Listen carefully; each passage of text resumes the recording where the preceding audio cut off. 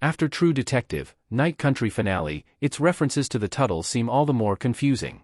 In its opening episodes, True Detective, Night Country was jam-packed with callbacks to Season 1. From the crooked spirals to Rust Cole's father, True Detective Season 4's Episode 1 featured them all. These early nods to True Detective Season 1 greatly benefited Season 4 because they made viewers curious about how the show's overarching mysteries and storyline would ultimately link to Season 1's narrative. Unfortunately, many of these Season 1 Easter eggs in True Detective, Night Country remained unexplored throughout its seasons.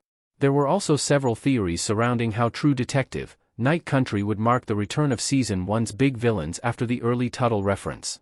However, the season's last few episodes made the name drop even more baffling. True Detective, Night Country didn't pay off its Tuttle reference. Jodie Foster as Liz Danvers and J.O. Sanders as Billy Lee Tuttle in True Detective. True Detective, Night Country dropped 2 direct references to the Tuttles in its 6-episode runtime. The first one was in its early episodes, where Peter did some background checks on the Salel research facility and learned they were indirectly being funded by a conglomerate called Tuttle United. The second nod to True Detective Season 1's big villains came in Season 4's Episode 5, where Pete dug deeper into Tuttle United's history and figured out that the company was also the founding member of Ennis Silver Sky Mine.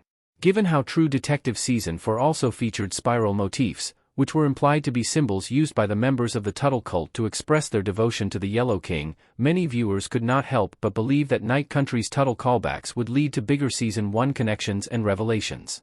Unfortunately, True Detective, Night Country's Tuttle Easter eggs do not pay off as one expects them to. They turn out to be one-dimensional plot devices that merely hint at the shared universe between the seasons. Could True Detective, Night Country have done more with the Tuttles? The Tuttle nod seems out of place in True Detective, Night Country from the beginning itself because the family was pretty much done by the end of Season 1, and the Tuttle cult had long been defunct even before Childress tried to continue its traditions. There is an argument that, like Travis Cole's appearance and the spiral motifs, the Tuttle reference was not supposed to be taken too seriously because it was only introduced for the world-building of the True Detective universe. However, what is the point of world-building when the connections between the 2 seasons do not add any heft to the main plotlines in the overarching narrative?